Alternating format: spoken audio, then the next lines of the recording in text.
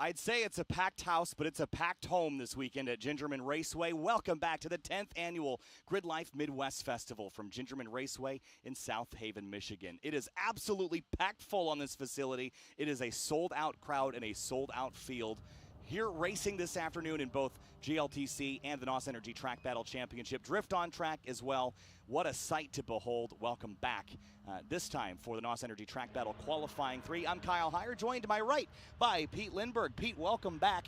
I know we took a little spill a couple weeks ago out there in your Honda Fit, but I'm so glad to have you beside me. It is great to be here, Kyle. I'm very fortunate to have been put back together and just happy to be back here at the track supporting with staff this weekend and helping make sure that all of our volunteers are properly supported and being able to support all of our great track battle and GLTC competitors as well as drift. Awesome. Well, so much thanks for being here this weekend. And this coverage, of course, this coverage here at GRIDLIFE Midwest is powered by Hyundai N. Hyundai N, never just drive, and Falcon, the official tire of GRIDLIFE Track Battle. On track now is one of our Falcon classes. This is Falcon Sunday Cup. Pete, this is the class that you were competing in last week. One of my favorite categories, 25-to-1 power to weight, popularized by Spec Fit. On track now, competing to get into the podium sprint later today. Some of the slowest cars out here, but some of the biggest smiles inside those cars. Absolutely. Sunday Cup, as a Sunday Cup competitor, it is just the absolute best way to get into time attack. Just a ton of fun, low cost of entry, very, very competitive at the top end of the class. Everybody is, it's practically a blood sport up there. You're fighting for everything you got. And it is actually really awesome because the camaraderie at the top of the class is just absolutely fantastic. You know, of course, it's still racing, you know, so everybody's like, there's a little bit of, you know, some people keep some of their setup back, but overall, the class is extremely welcoming. We want to have people come out. With the power to weight rules, the dyno, everything, it's all laid out there, so we're going to help anybody who's interested in running. We have a cookbook up in the Facebook group for GRIDLIFE Sunday Cup to help kind of get an idea of where you're going, and then if you really want to do it, we'll put you on the dyno, help you figure out where you got to be weight-wise, and it's great. Yeah, Jacob Abbott leading the way right now this weekend so far. Actually, well, he's not leading so far, but he is leading the championship standing so far this year. As far as the quickest driver this weekend, it's James Smith in the 130. That's the Acuity car, a 153.479. As far as before this session, your top 5 qualified for the podium sprint is James Smith, Kevin Gu, Lucas Urban, Chris Rice, and Ryan Mukherjee. But Jacob Abbott just ran a 154.586, which would put him in the show. He had not yet been qualified high enough to be in it, so that will shift the cut line just a little bit and knock out the 144 of Ryan Mukherjee. So here he is trying to get his way back inside that mix. Yeah. And at a 155.043, he needs to find an entire second. Yeah. No, Mukherjee's currently in 5th he's got a 55.0 now on the board, which is an improvement from where he was before. So that's our new cut line, is the 55.0 that Mukherjee just put in.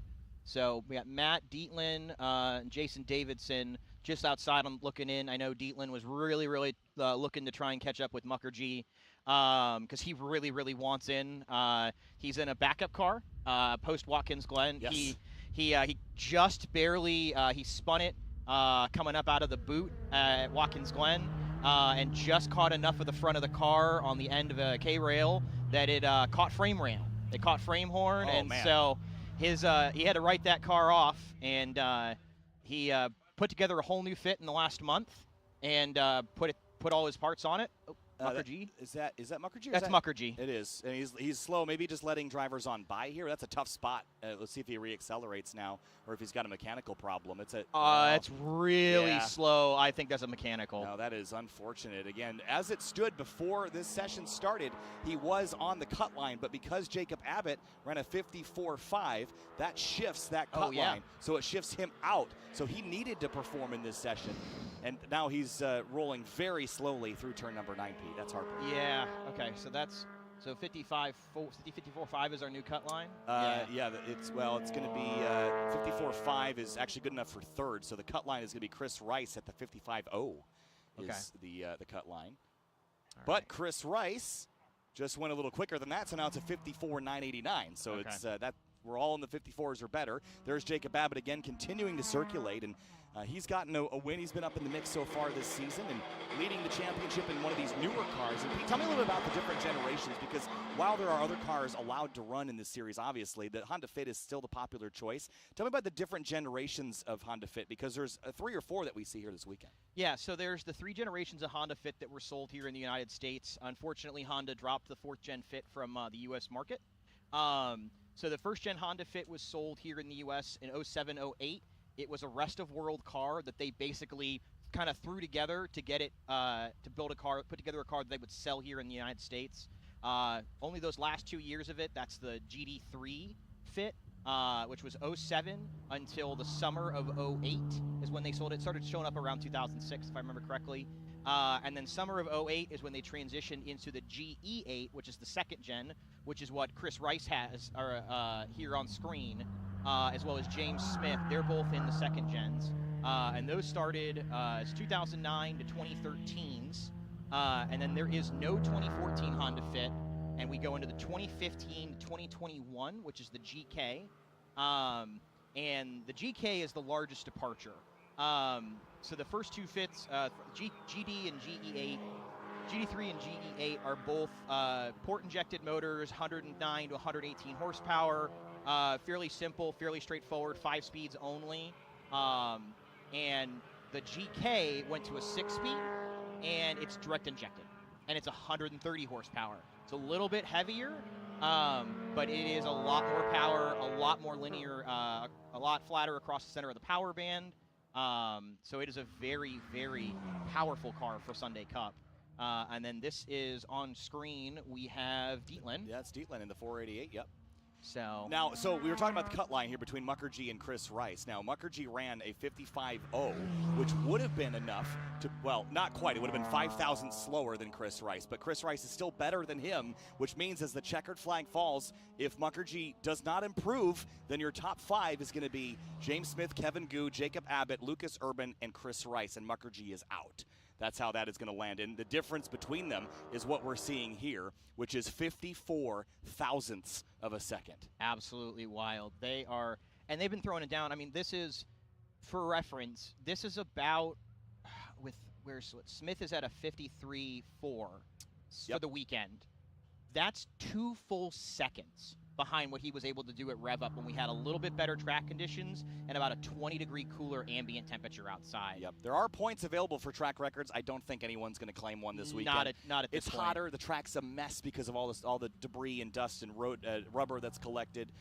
Big slide there by the 122. That's Jason Davidson. He's got the roof rack on the car, which just the other day I was told that will cut 3 to 5 miles an hour off your straightaway speed.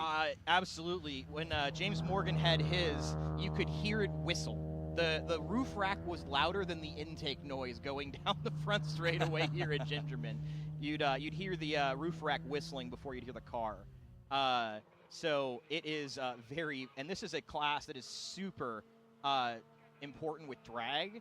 It's something we've talked about with Lucas Urban's car is in the power to weight, but it is pointy, and so it's something we've talked about, and I know I've pushed pretty hard about trying to figure out a way to get it into the rules to talk about it, because it's trying to figure out, are we just a pure power to weight class and figuring out, is it just about finding the lowest drag car, or are we trying to build the class further around? Right. Something more hatchbacky like the Fit.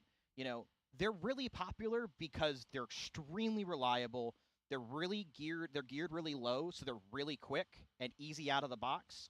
And they're just insanely practical. Yeah, and they're good car that does everything. We're sorting out some timing issues, hoping to get those sorted for you for Falcon Club TR. It sounds like it's up in the tower, so we're going to work on that. But if you'd like to follow along with the timing and scoring, racehero.io, look for GridLife Midwest, and follow along with us until we have it back on screen for you. Again, the cut line in the Falcon Sunday Cup between not making it into the podium sprint and making it in, 54 thousandths of a second around a 2.2 mile track in cars that make 100 wheel horsepower. That's unbelievable. And we're going to see more of the same in Falcon Club TR here, Pete, because it was incredibly close earlier today in Q2. Absolutely. I mean, we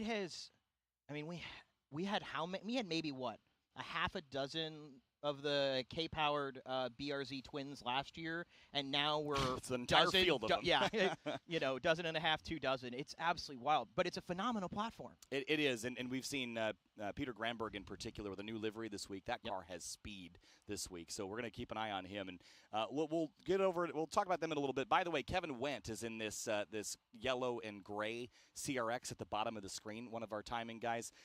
He is just getting to drive this weekend, and I'm so happy that he just gets to experience GridLife Midwest again without the pressures of sorting out the things that we're sorting out right now in the background. Exactly. So that's what he does. At least the timing is working from a competition perspective, but just the communication protocol here we're working on. But there is Kevin Wendt lined up in what used to be Scott Giles and Renee Hines CRX that ran in GLTC trim.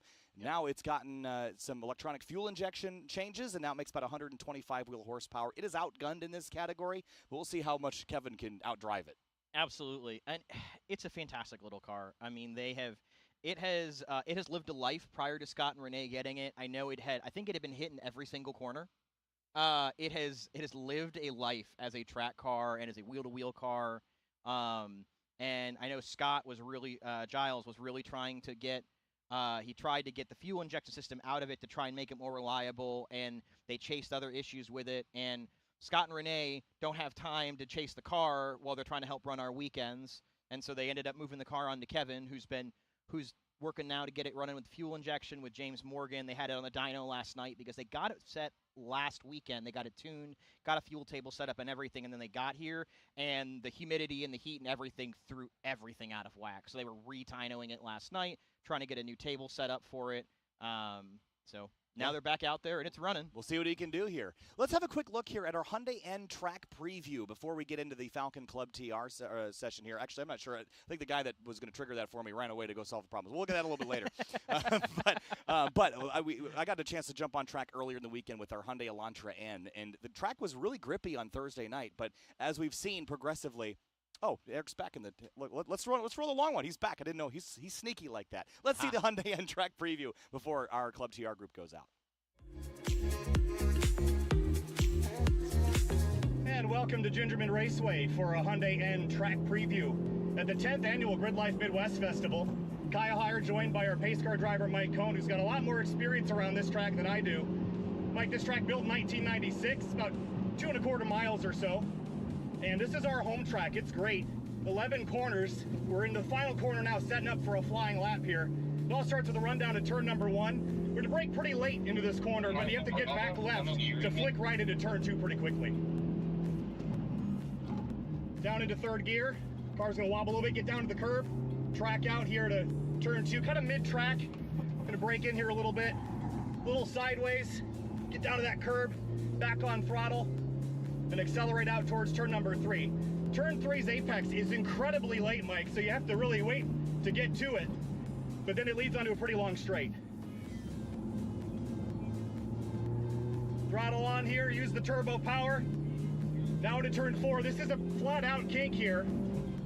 Up into 4th gear, turn 5 and 6. Double left-hand combination on the brakes for the first part. Car's gonna wobble down to the curb, track out all the way to the edge of the track, then turn in for turn 6. Use all the road on exit all the way out to the curbing, and then back up into 4th gear, but just for a split second because we're going right back to 3rd, and then into turn 7. In here, we're going to track all the way out to the edge of the road. There's a cone we're waiting for right there, not the cone sitting next to me, the cone on the track, then right down to the apex.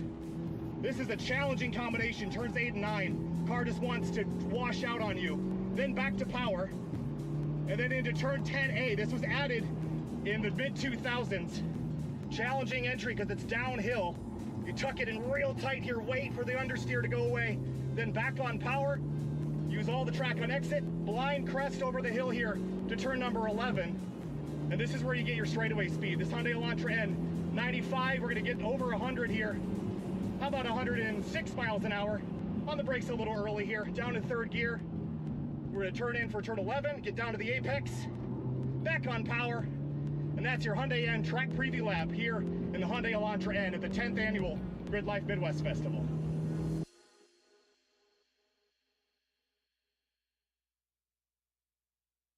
car is a blast. The track is a blast. We're on track now for Falcon Club TR. This is another group that gets its own category, its own qualifying time on track because it is so deep.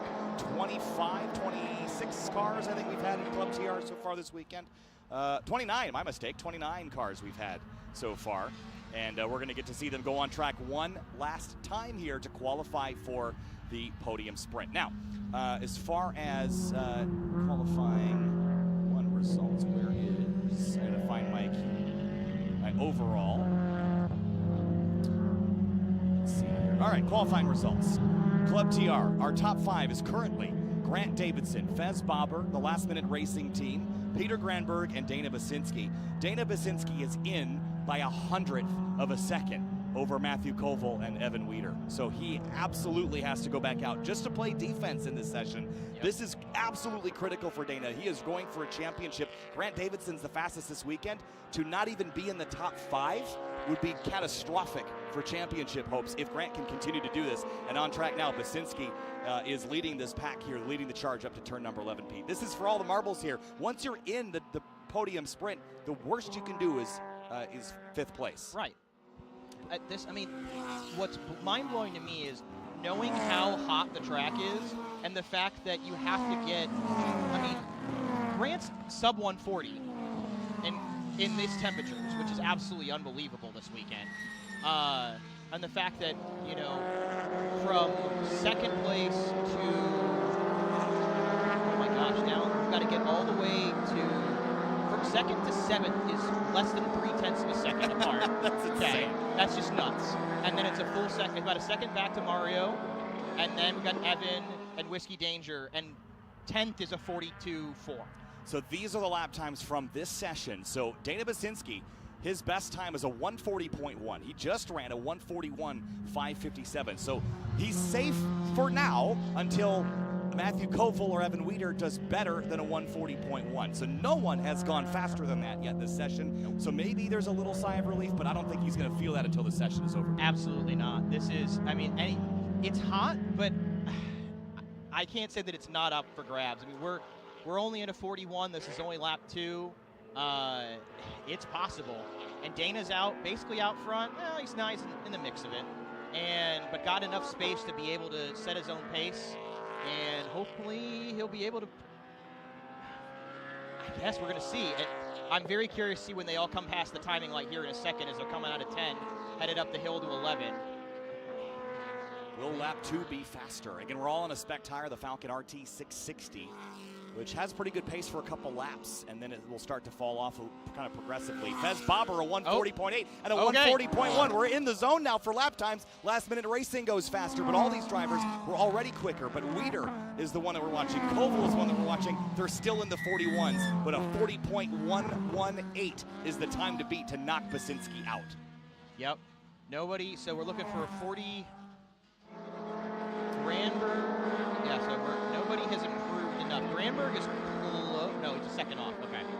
So again, and Granberg's already qualified in, so him running faster wouldn't, just like Davidson and Bobber, wouldn't affect Basinski or Koval, but Koval needs 100th to get there. There's Grant Davidson in that 74, that Acuity Acura Integra, headed up to turn number 7 now. And as far as he's concerned, he's leading this class by 0.4 of a second right now. This is just confirmation that he's going to be our top seed in Falcon Club TR later. Absolutely. I'm thrilled for Fez, but I am absolutely amazed that he is in the top 5 right now. It's the FA24 now, correct? Yes, it is the FA24, and that car has some suspension and stuff on it. It's got some aero on it, but there's not a ton done to it other than that, and it's showing the capability of that chassis. He's got his new company, Fez does, the Marizo Motorsports on the side that he just started to make parts for this car, but already showing the capabilities against a sea of swapped Hondas. Yes, I am really, really impressed at how well that car is doing. Powertrain-wise, basically out of the box. Yep. A little bit of tuning, I'm sure, but... Yeah. All right, see where Davidson's at. 39.6 would have to be, well, that was not any quicker. That was a cool down. Looks like a 41.1 perhaps. Fez Bobber, another decent lap, but no pickup there. Last Minute Racing, no pickup. Looks like fast lap was lap 2. Does anybody pick up? Mario Moroni, a 140.6. And that is a good lap, but it's Is it good enough? It's yeah. Not. No. No, it is not good enough. It does. It is. It slots them up to 8th. It is better. I'm sorry. No, it's an improvement. Just an improvement. It is an improvement. It just closes the gap again, and means that there is now only half a second for 3 drivers just behind Dana Basinski. Yep. This is awesome. There's that FC Piero Volvo wagon out there. Have you watched the YouTube series on that car yet? I have not. I haven't had a chance. Yeah, absolutely fantastic. Oh, we've got a yellow in turn 1. Uh-oh. There's trouble over there at turn 1 or 2. Yeah.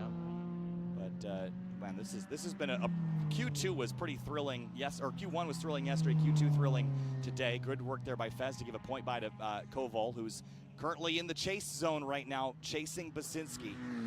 Yeah. And for Dana, it's critical that he is in this podium sprint. To keep Davidson at bay is really what it is. But absolutely. But if he's not, the most points he can make is 15 to Davidson's 25. Man, that's going to be a huge blow for the championship. We'll see how this goes. Oh, there's Mario Moroni. He has had a couple offs this season. Most notably, this morning he had a big slip up down in turn number 9. He had a slip at rev up as well down in the same area. Okay. I don't know if he spun here. It doesn't look like there's tire marks, so maybe he just pulled off potentially. That's what I can think. It's an unfortunate spot to be. It's not exactly safe out there, but as far as spots go, I would really, like, if it was me, I would be trying to get up closer to that road up by the turn 2 flagger, because then you're up out of the way. You're not going to prevent. Oh, you can see the marks. Oh, so he spun, and then it looks like he spun it backwards coming through. It's kind of a late area to spin for a front-wheel drive car. His challenges have been on corner entry mostly, but that's interesting. Yeah. Whatever, it walked on him earlier at 9, and he's got that car on the edge trying to find some pace there. So no changes on the timing and scoring this time through, and with that yellow flag out there, there's always the potential for a black flag to bring everybody back in, but he's off track pretty far here, Pete, so maybe they'll let it go? Maybe. We might be far enough in the session that everybody's being fairly well behaved, so I think we might be lucky. He is, I think he's technically out of the way of the, all right, you got John Raymond out there waving the, waving a caution flag. Oh, yeah, they're, all right, this session's basically done because John is just slowing everybody down in turn 1. Yep, and no one at this point has really jumped. While we've seen faster laps in this session, we haven't, oh boy. There was a gopher out on track earlier is what that graphic was referencing.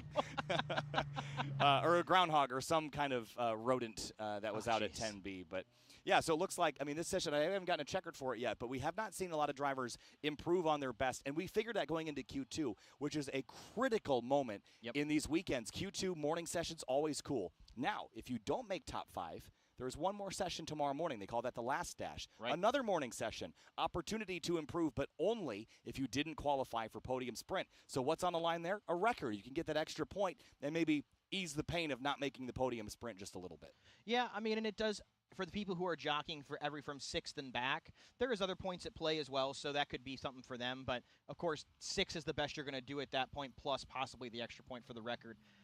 Unfortunately, it's felt, my experience the last couple of years here has been that with Festival, because of all the different types of grip between, you know, the unlimited and track mod cars on the Hoosiers, the different kinds of 200 tread wear tires, plus the drift cars that are running, you know, that are running 200, 300 tread wears, some other individual stuff. Oh. Yep. We're looking at the clouds. I don't know. Man, I don't know if my mind is just in a gutter. No, you're right. Okay. You're right. I don't know if the production and the camera guys' minds are in the gutter in the same place mine is, but yeah. So we're professionals, Pete, right? Exactly. So, but basically, as far as setting the best times of the weekend with the festivals, that Thursday night session was basically make or break. Yes. NOS is here. Energy. They have an enormous activation where they're giving away free NOS to everybody. The GT Grape, fantastic flavor. Love this stuff. It is amazing. And NOS has come on board to sponsor the NOS Energy Track Battle Championship this season and the stage here as well. If we could get some aerial shots, I don't know if the drone's still flying around up there. Look at this paddock, Pete. This is jam-packed full every year here at Midwest Fest. This is year 10. And there's Hyundai N and their activation. There's the NOS truck and trailer, the Advanced Auto Parts pit stop where fans can go and get into the shade and watch the live stream, recharge their phones. What a great activation that is. And everyone lining the fences and lining the Armco and all the campers. Sold out crowd, Pete, again. And we sold out on Thursday at noon. I mean, I'm used the last, the past 4 or 5 years, I'm expected to see it like sell out like Friday. We've sold out Friday or Saturday, but to be sold out at noon on Thursday when we're still loading drivers and not even loading in general admission, the fact that we had this entire event sold out on Thursday at noon, just a testament to where things are at here at the 10th anniversary for Midwest Festival. I mean, it's unbelievable. Absolutely. You pack it full of people that you're melding cultures of music and motorsports and drift and time attack and GLTC. And I was reminded that this is year 5 for me at Midwest, year 5 for GLTC at Midwest. And for a lot of these people, this is year 10, packing in, camping. And tonight the music is going to be even more wild. It was bumping last night pretty late, and it's going to do the same this evening. Yeah, Tent City, I absolutely love it. I have fond memories of my first festival in 2018. Going back through Tent City, doing Party Bullies with Adam Jabay, Austin Cabot, a bunch of the pro drifters, just a bunch of us in golf carts just running around through Tent City, just absolutely having a blast. And those days have since moved on, but it was absolutely a blast. And it's one of my favorite memories of the Midwest, that Midwest. To be offsetting the fact that Midwest 2018 was the Mud Bowl. Yes.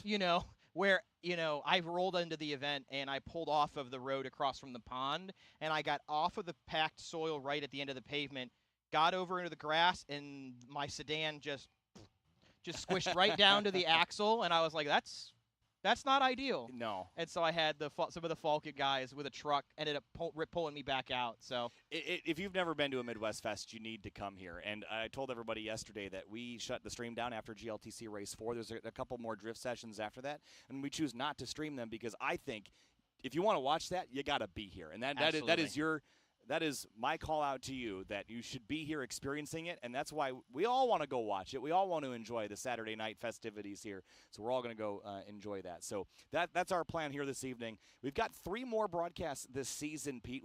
This is our 3rd of the 6 that we have. We've got Mid-Ohio Sports Car Course coming up in August, followed by Lime Rock Park and a return for Circuit Legends. What a great event that is as we look down. It'll look a lot like this when we go to Lime Rock in a couple of months. And then WeatherTech Raceway Laguna Seca at the end of the year for our season finale. That is isn't that crazy? I'm so excited. The logistics of getting out to Laguna Seca are immense for everyone and painful, but I'm so excited. It's going to be so worth it. I'm pretty confident. I'm doing everything I can to try and come out there to run Sunday Cup. Got to do the corkscrew. Everyone's got to do. So I feel very blessed because I'll get to do the corkscrew at least once in the Hyundai Elantra end. So I'm very excited for that. But for everyone else, I think that's really one of the bucket list racetrack things in North America. And internationally, you've got the Dipper at Bathurst, you've got Eau Rouge at Spa, you've got the S's at Watkins Glen, and then you've got the corkscrew at WeatherTech Raceway Laguna Seca. There's just not much else like it in the world, and everyone's got to give that a shot. Yeah, it's absolutely Look iconic. Look at that, Pete. Unbelievable. I love it. I love these shots. I was sharing with Tricia Long, who is one of the very important core staff at GRIDLIFE that makes it all happen behind the scenes. She asked me for some of the screenshots that I took yesterday of these shots because you don't see the gravity of this from the ground. You can't. No. There's no way to take it all in, and you get a couple hundred feet in the air, and all of a sudden the weight of this execution really starts to come down on you because, look, I mean, this is a tiny little club racetrack in the middle of nowhere, Michigan, and it has turned into a mecca for motorsports, for grassroots racing. I said yesterday, it's our Daytona, it's our Indianapolis, and there's no yard of bricks here. It's not the world center of racing, but it's the center of the GRIDLIFE world for sure, and the center of Midwestern motorsports. Absolutely. I mean, if you want to know in Midwestern time attack and track days, if you want to know where you stack up speed-wise, this is the track to come benchmark yourself at. It looks simple on paper, but there is a lot of nuance to GingerMan and to getting all the speed out of it. And it's been very, very difficult for me personally. And that was, I won't lie, it was a tough pill to swallow to begin with. And but it has been, it's a fantastic track to learn at. It's a fairly safe track overall. Unfortunately, turn 10, 2023 is a little bit more treacherous than it used to be. We never actually said what happened to you, Pete. So Pete found one of the new sand traps that's over at the corner 10B, and Had a very low-speed tumble, but your arm got caught out the window there, and 4 places you broke your left arm? One break, 5 pieces. One break, 5 pieces. That So sounds like broken. It feels like it was pretty properly broken. So I got put together by an orthopedic surgeon in Chicago who did a fantastic job taking care of me. Thank you to the Illinois Bone and Joint Institute for taking care of me and getting me put back together. They did a fantastic job. So in this week, we are now into Street Mod and Street, or just Street? Street and Street GT combined this week. And again, we do everything we can to get every group their own time on track, but if the classes are a little smaller, we will combine them to save some track time. So Street GT, the story of the weekend has been Ito Waxman in a silver C6 Corvette. He was so fast at Watkins Glen, the stream didn't believe him because he was like 4 seconds quicker than Jackie Ding. Well, he's repeated that performance here this weekend. He's 2 seconds clear, or 1.5 seconds clear of Kyle Magnussen in a Porsche Cayman. So Ito's really the one to watch here in Street GT. We might not even go back out because he's clear by so much. He's a shoe-in for that podium sprint. As far as down the order, though, goes, Andy Volkel is currently in the podium sprint by just 0.4 of a second. And in street classes, Joe Milke leading the way, but it's Charles Miller that has position over Sam Bosnian by 0.5 of a second. Sam Bosnian won street class at Rev Up a couple of weeks ago, and that just goes to show you Midwest Fest, everybody shows up. The competition level rises that much more. Absolutely. I mean, it is a very, very tough crowd, and everybody comes out and comes hard for Midwest, because even if the track conditions don't allow you to be chasing a record, everybody wants to put their best foot forward. Everybody wants to be put the biggest show on for themselves, their friends, the live stream, their partners, our partners. I mean, it's the opportunity to shine. So, and there's a look at race fans that are. Is this over on Spectator Hill? This is over by. I think. Yeah, this is turn 3, which is technically the back 40. Over by. Is this Spectator Hill back there? Back 40 is all that stuff. I believe. Okay. So here comes across the line the 625 car. I don't know if you know that we've seen that car. Oh yeah, it's Sam Bosnian, by the way. That's that. Is that a 350Z that Bosnian is driving? It's the blue 350. And again, the cut line for him to beat is a 138.999. That's what he has to beat.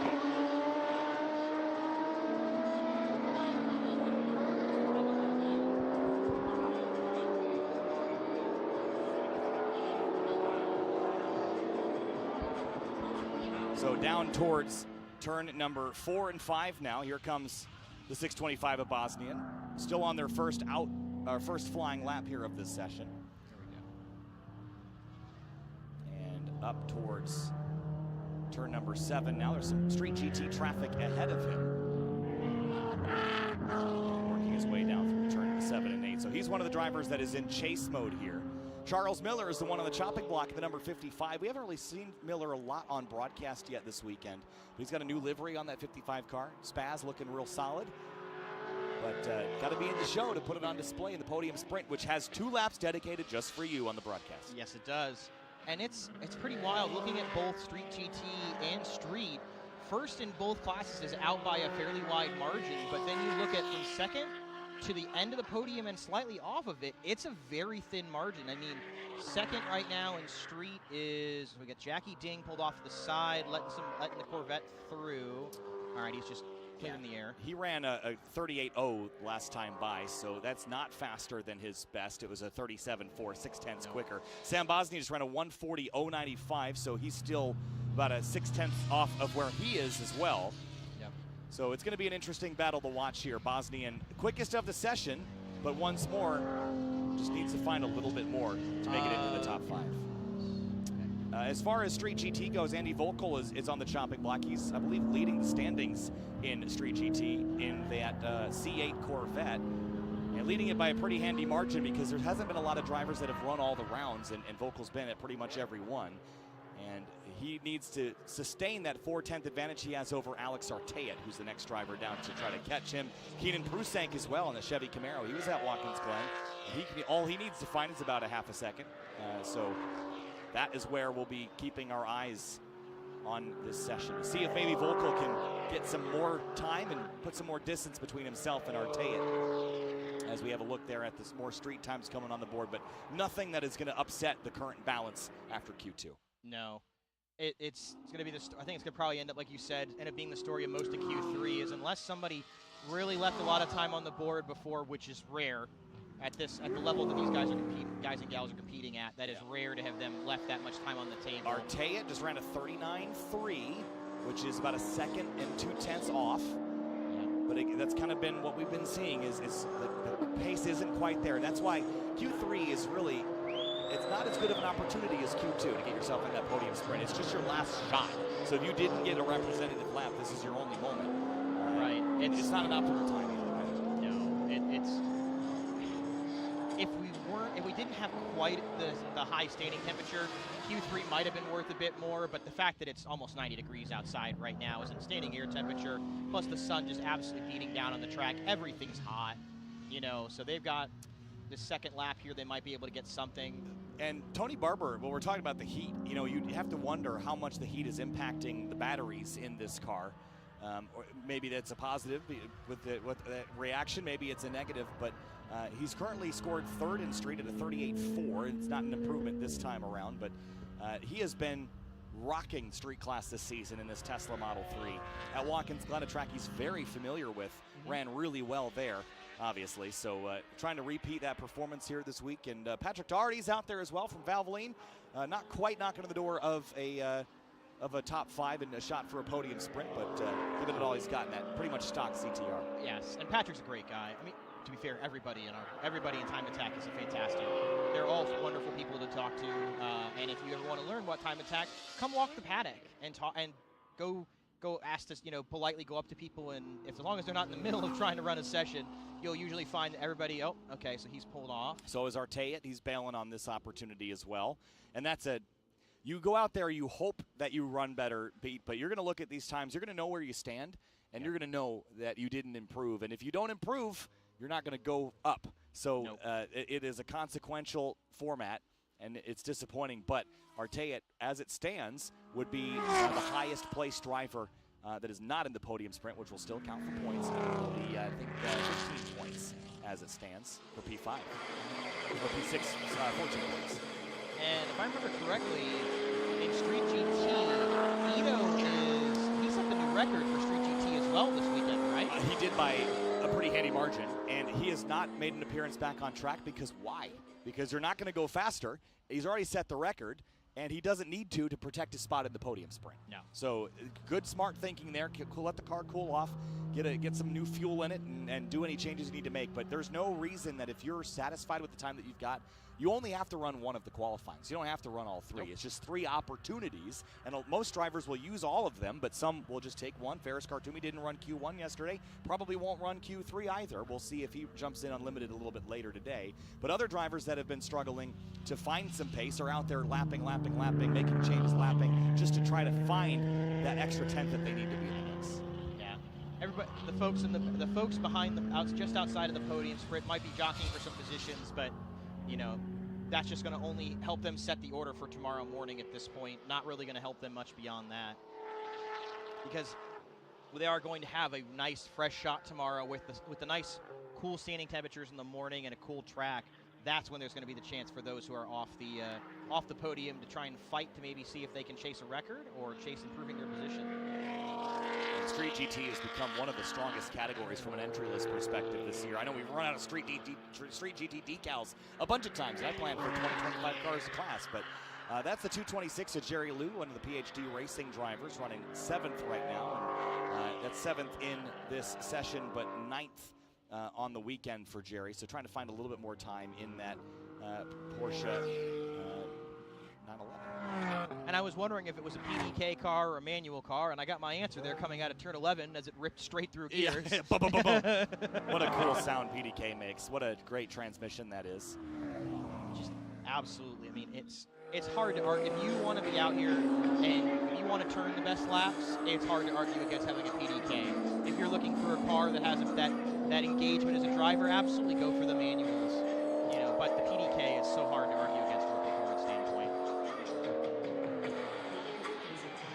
So with Street GT and Street underway here again, here's another look at the Street class graphics, and there's not a lot of volatility in general at the top of the board. And Street GT certainly not going anywhere. I think they've kind of gotten themselves sorted out. as we find some street class cars. Tony Barber, quickest in this session once again. But Sam Bosnian at a 1:40.095, he needed to find more than that. He needed to find another full second, basically, plus a little bit. So not going to happen unless he can pull one out here in the late going. No, I see Mike Kubiak came on screen a second ago in the Corvette. Yeah, Kubiak this weekend, as far as that's a street GT competitor, and 11th place there. Patrick Daugherty, how about that? Up to 7th in this session, a 1:44.622 for Patrick, although he did do a 43.4 earlier today. Under the conditions, they're turning great laps. Oh, yeah, absolutely. It's just nothing that can help them in the chase for that podium sprint right now, unfortunately. Giving it all they've got. And there's the 44. That's Joel Phillips in Street GT. He's another driver that is just outside looking in. P10 in the Street GT category here to 39.865 was his best. Yeah, he hasn't even laid down a lap in this session, from what I can tell. Oh, that's unfortunate. And out and right back into pit lane. I guess probably came out, see how it felt, see if there was he thought there might be any time out there enough conditions out there to do something with it, but us decided against it, which, to be fair, when you're paying your own way for bills, when it comes to tires, brakes, everything else, it's, if you're really out there to be competitive and you don't want to burn the car down, I can understand why you might not want to. Those bills get expensive. Yeah, again, when you get into the street GT and above categories, you run yourself into consumable expense, right? Brakes, tires, that sort of thing. And you're only going to come with a set number of those things. So especially if you're going to end up at the podium sprint and you're pretty solid about that, don't waste your brakes, don't waste your tires, save those, bolt on a new set for the podium sprint because you want to have the most that you can. Again, with this new format, you're probably not going to run a track record in the podium sprint. That's not the goal. No. The goal is to put everybody that is the top 5 in every category on display for 2 laps. Show us what you got. That's time attack, right? We've got track records. We are going to give you points for those things, but we're going to tell you when you got to run a fast lap. You got to show us that you can do it when it matters. The podium sprint has done a fantastic job of taking time attack, which, don't get me wrong, I love time attack. I really enjoy it. It's helped capture some of that, magic, of what you see in like the end of qualifying 2 or the end of qualifying 3 for Formula 1. It's captured that, bottled it up a little bit, and it's brought it here to GRIDLIFE for us to be able to bring that tension, that, where everybody's out there. It's do or die. You have your 2, with Sunday Cup, everybody's out there together. But with the other classes, it's you've got your 2 laps. Can you do it? Can you set that time that's going to take the win for the weekend, or can you not? And it's really, really awesome. Watching it from CMP was when I truly understood. Because to be clear, I was very skeptical coming into this year about the podium sprint. I said, I don't get it. I mean, I understand that I guess it's going to improve the quality of the live stream, and you know what? I'm going to put my faith in Kyle on this thing, but, when I watched it at CMP, a bunch of us in the Sunday Cup actually live streamed it and did a group watch together on Discord of that from CMP. Absolutely had a blast. And the funny thing was that CMP, the Sunday Cup part, didn't even go as planned either. No. So, and we've sorted that a little bit. It's not quite what I had in mind, but because of the realities of the world, we've got to sort things out. But you know what I like about it, Pete, is that it creates more airtime for everybody, because the drivers that are fast, we have a dedicated moment when they're going to be on the stream. For everyone that is 6th on down, they get stream time because we're watching them engage in this chase all weekend long. Yep. And we get to talk about track conditions a lot more. Not just, oh, it's slow, but this is an opportunity, if you didn't get a lap when it's quick, to get one now. You can push through the conditions and get yourself into the podium sprint. And there's, honestly, some of the best battles, just like when we talk about GLTC, some of the best battles are not at the front. Sometimes they're 5th, 6th, 7th, 8th, and we get to focus on those in the qualifying sessions all weekend long. Absolutely. I mean, that's something you see for folks who come and watch during the wintertime, who watch the iRacing series that GRIDLIFE runs. The best battle is generally 14th through 16th in every single session of the people who are fighting their way into the next round of the iRacing, that ladder for our broadcast in the wintertime. And that battle is generally where it's really, really tight. And that's what we're seeing in every single class, is that The podium is tight, right around the cut line for the top 10. Or, excuse me, for the podium sprint is tight. It's a fantastic battle. And we also know when drivers are going to be pushing, right? Because Yep. those 2 laps you're forced to push. Now, there's one little caveat to that. We don't broadcast the practice sessions, and the practice sessions do count for track records. And Ferris Khartoumi already found a way to smash a record, well, not on the live stream, which was kind of what this format was supposed to fix. So Right. as far as going for records, Ferris did that on Thursday night right when he rolled in, and he'll go back out there again for the podium sprint and put on a show, but it's not going to be the 23-2 that it was. An unbelievable lap, and Ferris has put so much effort and energy and time into building that car. And we'll get to see it some more today, and he might pop out for a little fun this afternoon in front of the crowd, but we know he'll be out in podium sprint. Absolutely. And that car's looking great this year with all the new redone graphics, with our partnership with Momo. The carbon Kevlar bodywork on it is just exceptional. You mentioned the Momo partnership. They're back on board again with us for the rest of the season. So that's really exciting stuff. And on board with him, obviously. Yep. 303 and Stable, another GridLife partner, is on the wing end plates of that car, and that's why it keeps that carbon Kevlar so shiny looking. That stuff is magic. 303 and 303, like the products, like the instant detailer. I live in Chicago. I don't have a garage. My car is parked right under a power line. Yep. And so every day I have to go out there and a little quick detail it. But it is Thanks magic. to our feathered friends. The feathered friends do significant damage to my paint every year. So they're not, I don't know how much of a friend they are. Probably no more friends than the gopher hanging out at 10B earlier today. We were Googling gopher attacks to see if that's a thing that happens.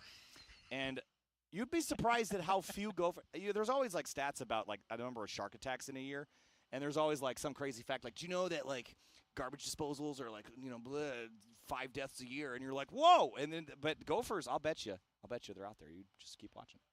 I don't know. You gotta watch out for the TNT when the groundskeepers are out there with the gophers. So checkered flag on this session. No improvements at the tail end of that one. That was a couple more cars. Whoop, did they go off it? Coming to the they did. Is it Charles Miller? Somebody's out there. Who's over there in turn 2? Who's a silly boy? Is that a Subaru? It looks like it. I thought it was Miller for a second, but it's not. Let's have a look as he rolls around. Ooh, I didn't get the number on that car. I didn't either, which I guess is lucky for them. Coming to the checkers. Send it, boys. But did not pick up time, unfortunately. And that will conclude Street and Street GT. There it is. It's the numbers are too small. I made the number size. I should have made them bigger, Pete. I'm not sure you were supposed to be able to spot them an eighth of a mile away, Kyle. Well, fair enough. Here it is. Finally, 194. All right. Well, let's look down my list. 194. Where are you at? 194. I just want to see if was it worth it. That's what I want to know. 194. Come on. Where is he on my timing and scoring? There's no way he's not on there. 194. 194. Mike Calloway. It's Calloway. And it was not faster, unfortunately, that time through. No. So not worth throwing it in the dirt for, but he'll pace around now and come on back to the stripe. And next up is a fun category, and one that goes back to being simpler because it's just one class at a time. That is our street modified category. Notably missing Jackie Ding this year because he's in Street GT, but Street Mod has picked up a couple of really fun competitors. Of course, Mike Omick has been keeping it real there for a while, but Ryan Matthews has joined us for some more rounds this season. Cal Fortner in the Mercedes-AMG GTS. What a cool car that is. Andy Sowell in the 307. Kyle McHugh are your top 5 runners. The cut line for Street Modified is McHugh down to Coors. That's a half-second differential. Coors was the first front-wheel drive winner in Street Mod at Watkins Glen. First time since 2017. It was awesome. I've been friends with Nick for many years now. Prior to him actually coming and running Time Attack with us here at GridLife, I met Nick on. Hold on, Adam, my dude. Adam Jabay with the blower truck Honda Fit. This is. I appreciate the effort here, but this is not the right equipment for this. This is hilarious. Oh, he's getting the cone too. Or leaving it. They have a sweeper here now, I thought. They do. I'm not sure that it's really practical to pull it out, though, for this brief time. I do believe our our friend in the Subaru might have made a mess of things. So Adam's trying to do the best he can right now. With that's a bit of a mess. You're blowing my horn. Adam, he puts his heart and soul into keeping the racetrack clean and safe, and he'll do it himself if he's got to. One of the things I help run the volunteer program here at GridLife along with Judson Manning, and I tell every volunteer, I said, if you want to know what the benchmark is for how hard you can work, it's Adam Jabay, period. Nobody pulls harder than Adam Jabay. He gets up in the morning, drinks his coffee, first person out at the pit card every morning, and then he is the last person to walk off the track when it goes cold at night. Because once it goes cold, Adam is out there cleaning the track, inspecting everything, making sure that for the next morning we're ready to rock and roll. It's a tall task here in particular because you have so much debris, dust, rubber, all those things on the racetrack that make it a real mess over the course of the weekend. To keep it clean and keep it fair and competitive for everyone, he has to put in so much effort to do that. So amazing job by Adam Jabay and all the volunteer staff. You bring it up, Pete, that this event does not happen without the GridLife volunteers, the track staff volunteers, the track staff itself. Doesn't happen without all those people. No. And the GridLife core staff is a small group, but the auxiliary staff that makes it possible to host these events is enormous. And it's often a thankless job, too. Yeah, it really can be. I've been involved with multiple different other organizations, and it has the one thing, so Mike's not going here as we see everybody else in the street mod rolling out. That's not a great way to start the session. He's got it fired now, it looks like, but they're going to hold him. That's unfortunate. Can't go when the whistle blows, then you're going to go when they tell you to go. That's it. And again, I don't know how huge of a deal that is. He's got a second advantage over Brian Matthews, so he's probably pretty safe. Here's a car that we have not seen, and this is absolutely critical. Let's follow Eric Dewey DeWitt in this in the Boogeyman. In Boogeyman. This is crucial. He has not had a representative lap. He needs, if he wants to be in the show, he needs to get a good, strong lap now. He needs to be in a 35s. Needs to be in a 35. Needs to beat a 136.024. So earlier this weekend, he had a punctured radiator, and they were spending a bunch of time trying to figure out how to jam in a different one that wasn't quite fitting. I don't know what happened to him this morning, but it wasn't quite ready to run, and now this is go time. This is why we have 3 qualifyings, Pete. He has one opportunity, one session to lay it down and put himself in the show. Otherwise, he's going to go home without the airtime and a trophy. Absolutely. I'm hoping the cameras stay with him for these first 2 laps, because this is going to be the most exciting 2 laps of Q3, because Dewey is not going to leave anything on the table. And he knows the importance of this. Yep. And he spends a lot of money, a lot of time, a lot of effort traveling to be here. And now that number 70 Subaru sailing up towards turn number 11. That splitter vibrating a lot. Ooh. All it needs to do is hang on for a lap. Yep. Through turn number 11. Here he comes. Up onto the front straightaway. That radiator is new again, having been stuffed in last night. So this is the start of a flying lap. This is as important as the podium sprint, because if he doesn't get this lap strong, he's not in the podium sprint. All right, nice clean through turn 1. Makes the car turn well through 2. Back hard on the power out through 3. Look at it leaning on the left side. That was awesome. He just had that thing tacked up and leaning on those left side tires here, Pete. Now through 3, and he's going to accelerate out in 5 and 6. Such a challenging combination, but the all-wheel drive really working. Right now, whoa! Big moment out of turn 3. That splitter is really unhappy right now. If it can just hang on to the front of the car, it is dragging on the ground. It is not going to hang on for a long time. All he needs is 1 lap in the 35s or better, but that is a tall order here with that car as angry as it is right now. It is very unhappy. I'm hoping that splitter does not do something nefarious this lap. He's going to get an hour or so to fix it after this session. That's doable. Through 7, 8, and 9 now. Look at it wobbling, and if it comes off, it's going to be headed down the back straight towards 11. Yep. So it's either happening in 11 or it's happening in 1. I'm just hoping that it just, all the track there again. Back on power. It is, it is shaking violently. Come on, can you make it through one more corner? The 70, Dewey DeWitt sparking wildly into turn number 11. Needs a 1:36.024 or better to advance to podium sprint. He needs to hang on to it across the stripe. What's it going to be for Dewey DeWitt across the stripe? Is it in the 35s? It's a 34! 34-2. He's in. He's in the podium sprint for now. Oh, Fortner. right into a debris flag. Oh, my goodness. That is unbelievable. What Wow. a lap by Dewey DeWitt. Top of the board, 1:34.233. That is good enough to put him seated third in podium sprint. That is a good buffer, Pete. That's fantastic. Great job by Dewey to put it down when it mattered. That is awesome. That was an awesome display. Cal Fortner a little bit off his best. Kyle McHugh, he's the one that just got shuffled out. And what he needs to do now, Kyle McHugh now needs to be a 35.7 to guarantee his re-entry back into podium sprint. And McHugh did not have a great first lap. Currently with a 1:44 on that first lap, so probably trying to find some space out there.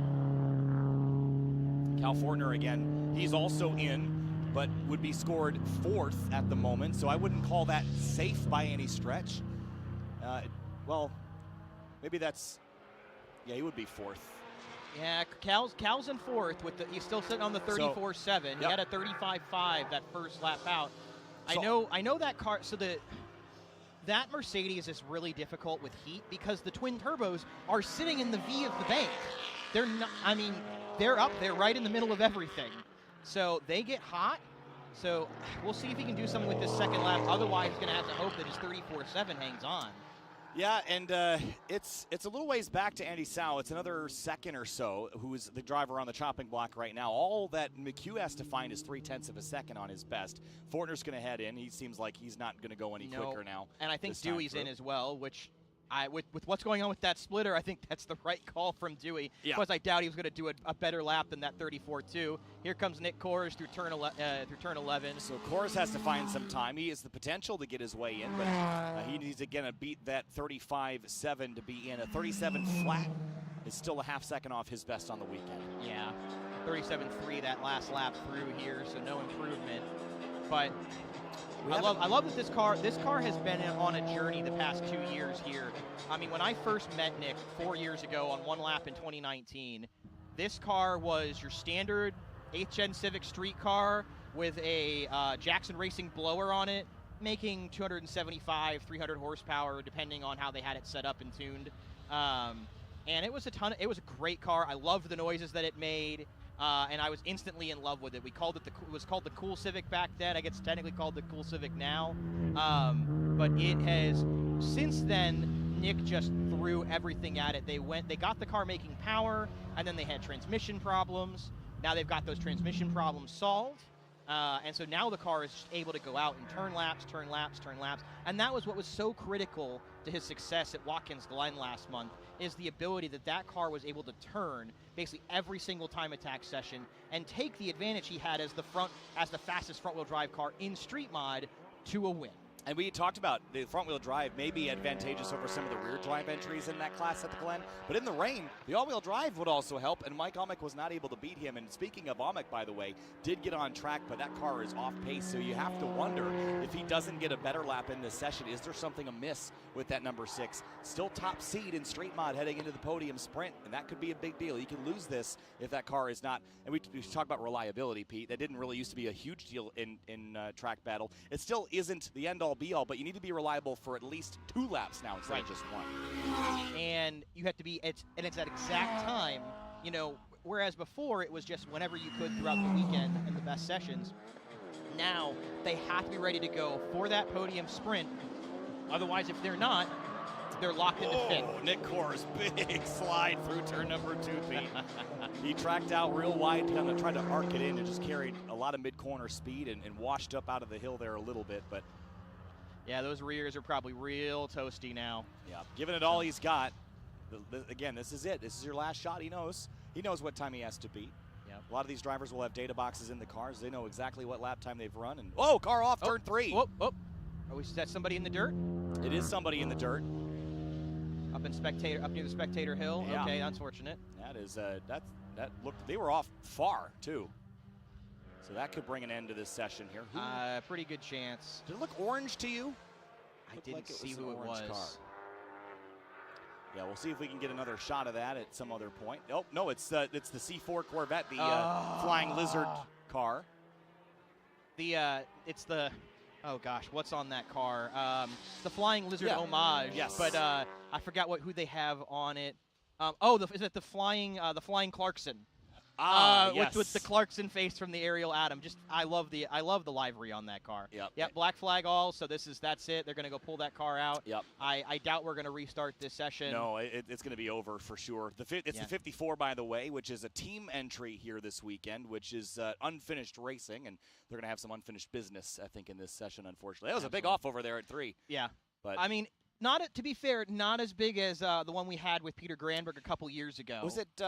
It was Peter Zhang, I think. I'm sorry, Zhang, yes. not Granberg. Yeah. Wrong Peter. That was a big one. That was into the berm over there. Yeah, he went all the way through the sand trap, over it. A replay there. There's a look at it. Yeah, he went straight up. Zhang went through the sand, straight up into the berm. Oh, and there's our guy. There's the rescue guys crew who are absolutely fantastic. They've done a great job. They do a great job. I was talking with them after my little oopsie 2 weeks ago. We were talking about when after I was sitting there on my side in the turn 10 sand trap, the car came to lying on the passenger side. I got myself out of the seat, and arm was broken. I'm standing up in the car with my head sticking up through the window. I hate to laugh, but that is no, I know it's great. It's funny. And I can't remember which one of the rescue guys came over. He said, I've been doing this a long time. He said, you never know what you're going to see when you come over that hill to turn 10. He said, but the last thing in the world I expected was to see the top of your helmeted head sticking through the window like the neighbor from Home Improvement. Oh, man. They're great personalities here. They do an exceptional job at this racetrack. We've got an additional fire unit here this weekend as well, which happened to be very handy yesterday when we had a little marshmallow toasting over there at turn 10B. Which that car, by the way, to update the folks that were watching that fire break out, that car is saved. And while there's some things that they'll have to fix and replace, the chassis is still savable. But great overhead shot here. I've been mentioning the gravel traps or the sand traps here. They are so well groomed that this looks like art you could put on your wall. It's like a pattern art or something. Yep. But they're going to drag that Corvette out. And you can see you can now properly see the Flying Clarkson logo. I didn't put that together. So I'm glad I saw it at Midwest at Rev Up 2 weeks ago, and I just thought it was the best thing ever. I love that. That is very creative. And honestly, that livery, I work over in the SRO America world still, and the Flying Lizard Motorsports is still around and running a car that looks very much like that. And it's just cool to see it applied to other cars. And we've seen that a bunch of times with cars in GLTC that are mimicking liveries from Days of Thunder or from famous race cars. Of course, Ryan Christoph's Bill Elliott livery on his car. Colton Wade ran, I guess, was that a Bobby Allison I don't actually. I think you're right, but I don't actually know for sure. So, but yeah, the Coors. Oh, was it Coors? It was. Oh no, you're right. It was Miller. It was Miller. I think it was the Miller-esque logo that they had, or the livery they had going on last year, which was fantastic. Yeah. The paint scheme game at GRIDLIFE is really well done. It is. I mean, to be fair though, the bar is so high with this live stream because so many cars look just so good. So part of standing out at GRIDLIFE is the bar is all the way up there. All right, we got Ferris coming out. I did the same thing earlier this weekend. It's the car that's built just like his. Yeah, so that is not Ferris Kartoumi, who this looks a lot like his, but it's Ernestus Pizzellis in the 338. We've seen before in 370Z competition and some other things, but that is I called it Kartoumi Light because it looks like his car from a couple of years ago. Yep. Which I said was a dangerous thing because his car a couple of years ago was still bad fast, and it's only going to get faster. So. Exactly. So we got Mike Puglisi, then Ernestus. Yep. Then we've got Dalton Klein and the Iowa Man Corvette behind them.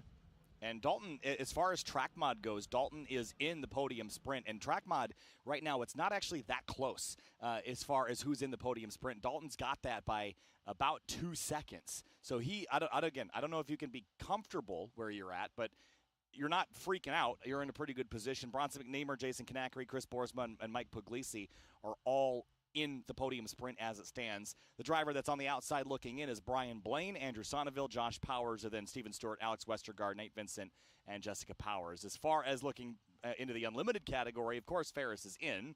The driver that is on the chopping block is Andreas Bertulis in the Lexus RCF, Jeremy Selenius, and Sean Bassett, who is in that awesome-looking, what is that car? The Datsun in the background that we saw pull in? The what's left of the Datsun 280? Yes. I'm not a Datsun guy, so. Is it a 240 or a 280? But yeah, there's not much left of what it used to be. It looks like that, but every panel is carbon. It's all lightweight. And then Selenius, Lexan or some glass in the front. Sorry to interrupt you, but No, Jeremy Selenius is in this Mustang that you see with that checkerboard roof. We saw him at Alpine Horizon last season, and he's made the trek all the way out here to the Midwest Festival. And that car, awesome looking, makes great turbo sounds, and probably not much left of the Mustang that thing is based on either. No. So.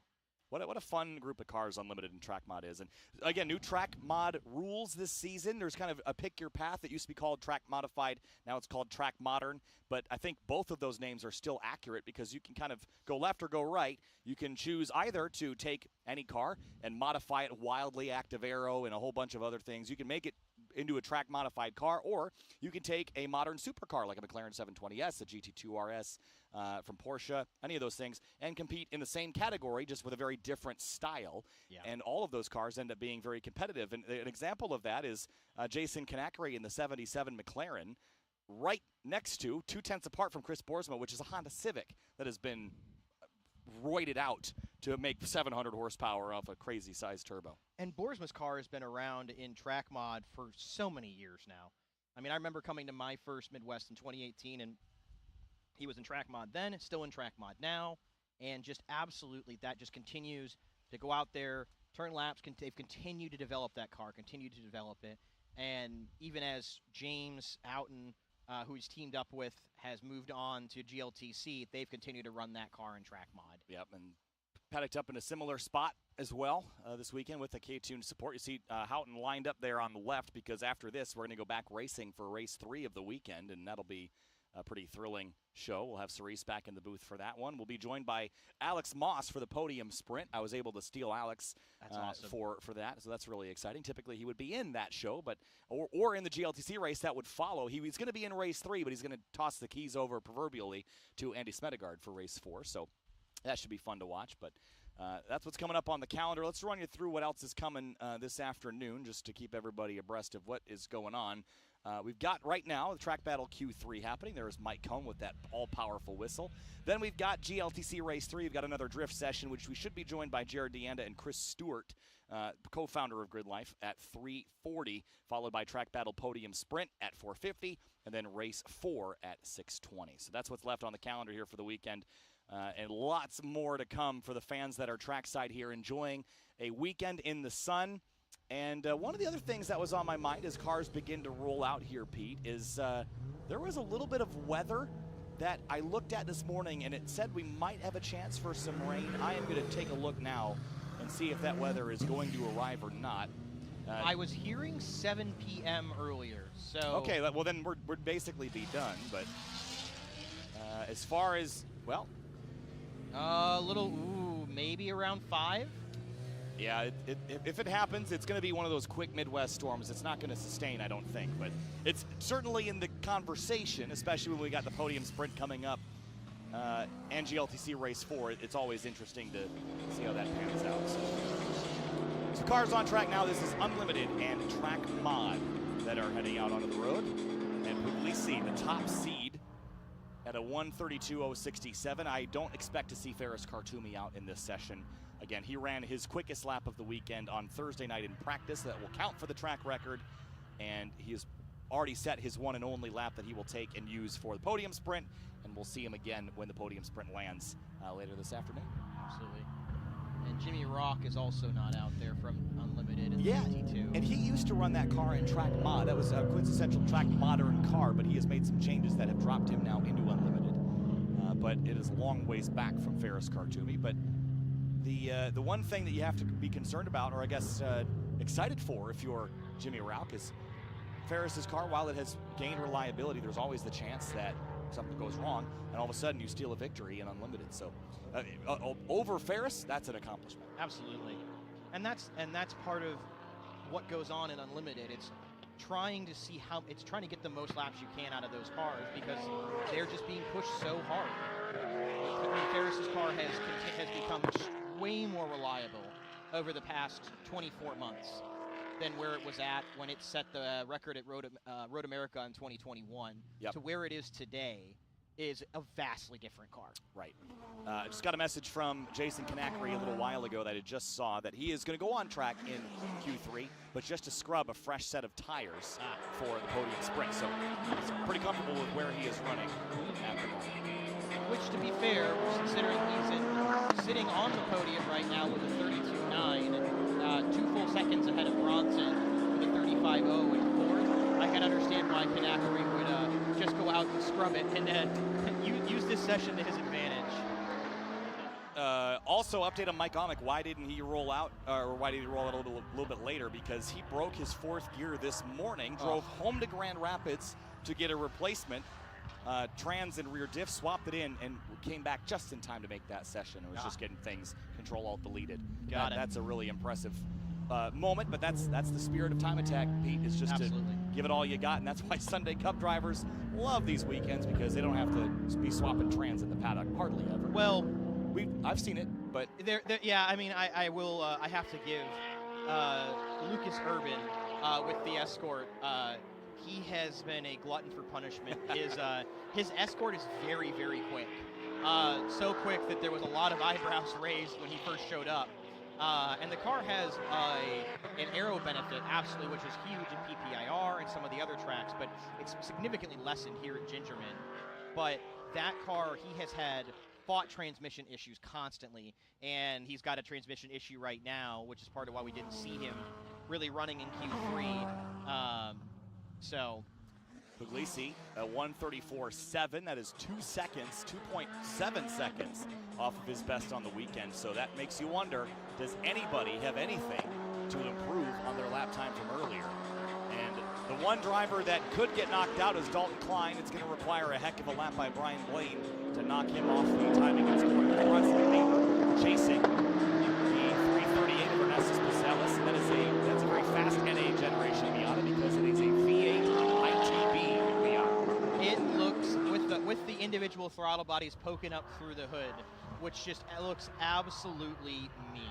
It is such a cool car. And he's re-decaled it and made a bunch of visual changes coming into this event. And I stopped by him on Thursday night. I just made a comment. See him big slide there at turn 6. Yep. The decal application on that car, from like the series branding perspective, he has done that perfectly. I gave him a big 10 out of 10 for that one. I know you were giving him some I know you were harping on him a bit at CMP about it. So. Yes. Yeah, was that him? It might have been him. But there was a couple other Miatas that I was harping on at CMP as well. But through turn 8 and 9, still chasing Ernestus right in the toe. I wonder if following that Corvette up the straightaway might not help him a little bit. It might. The thing is, I wonder if he's just too close to do anything with it. Because it feels like he is just closing every single braking zone on Ernestus. Yeah, and I wonder also, you see him maybe building some distance here. You always wonder, if you want to slipstream from a driver, you don't want him to point you by either, so that's a tough scenario. You want to get close enough to use that advantage, but you see the fist out the window, so he's going to bail out. Doesn't feel any advantage there. Ernestus is in the podium sprint as it stands, but he's going to give it all he's got for the time being. Not going faster, though. Also, I don't think he's got a transponder working on that car, because I didn't see a trip timing. No, I didn't either. I was just wondering about that. Oh, I need to refresh my timing as well.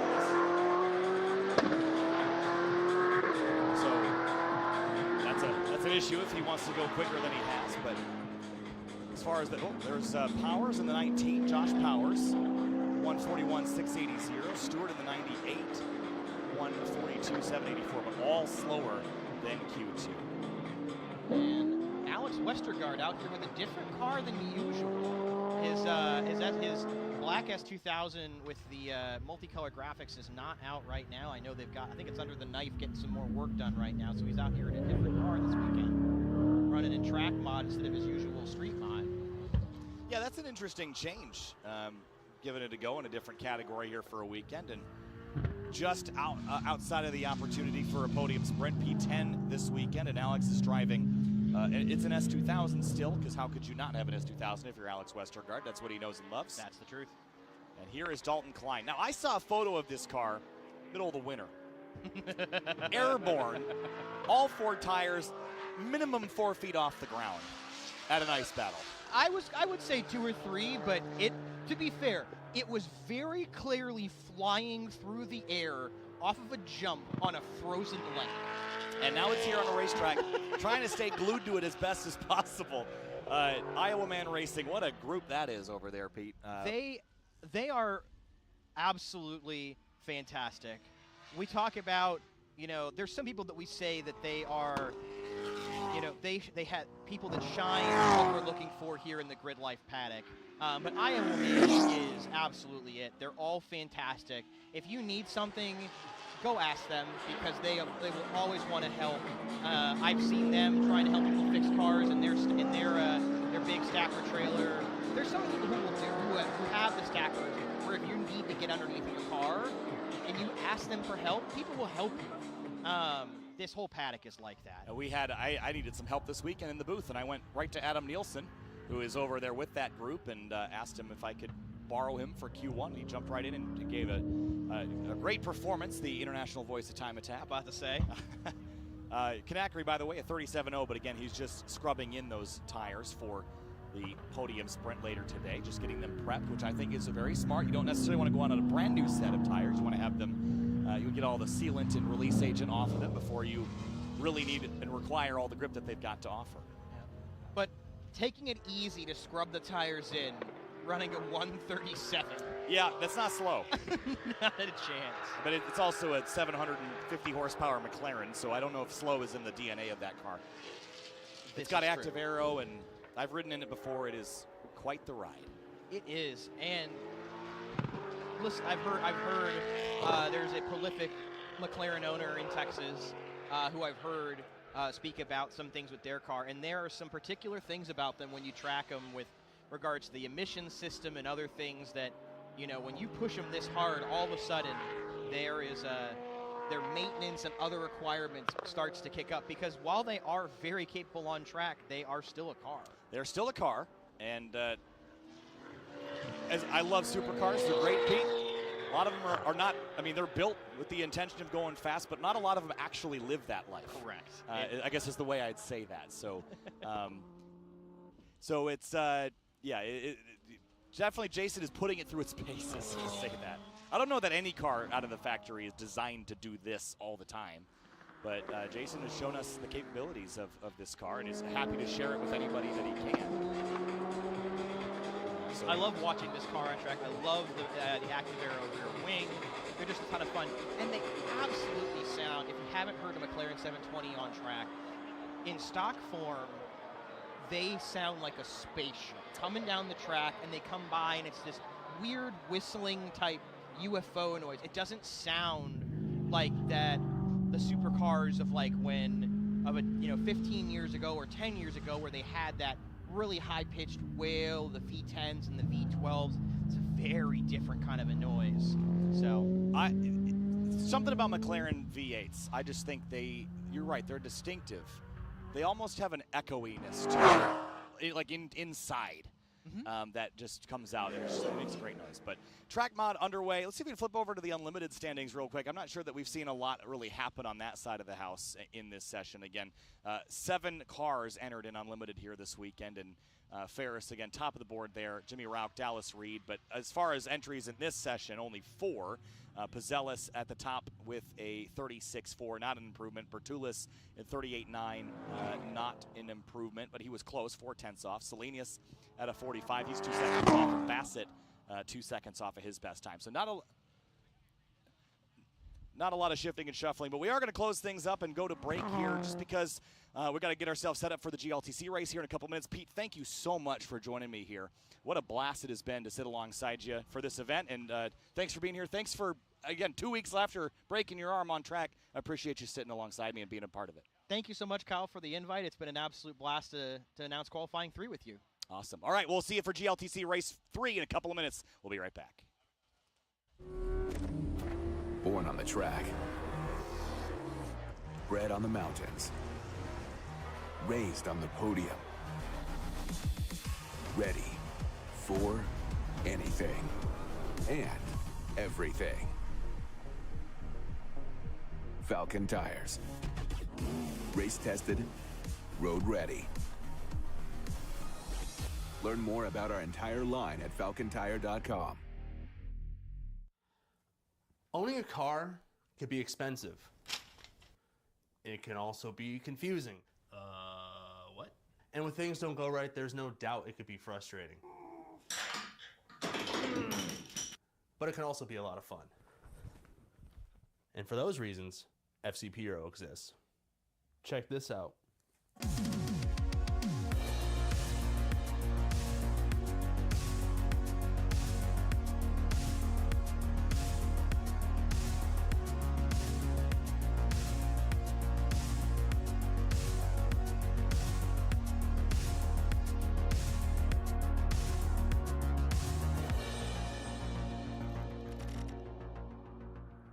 Do you and your car a favor and head over to fcpro.com to learn more.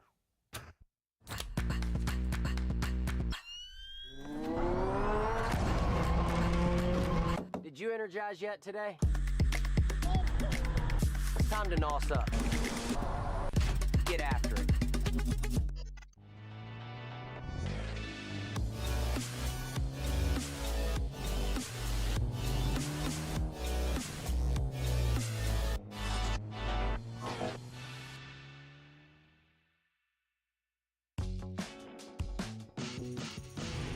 Hi, I'm Chris Forsberg, and when it comes to classics and high-performance cars, I only trust America's #1 racing oil, Valvoline VR1. It's built on Valvoline's long legacy in racing, so I can continue to build my own. With 2 times more zinc than the industry standard, VR1's high-performance formula is tested on the track and trusted on the road to ensure your engine is protected from metal-to-metal contact. And I use it so much, I haven't got my car on the bottle. That's why whether I'm racing or cruising, I protect everything I drive with Valvoline. Valvoline, trusted for over 150 years.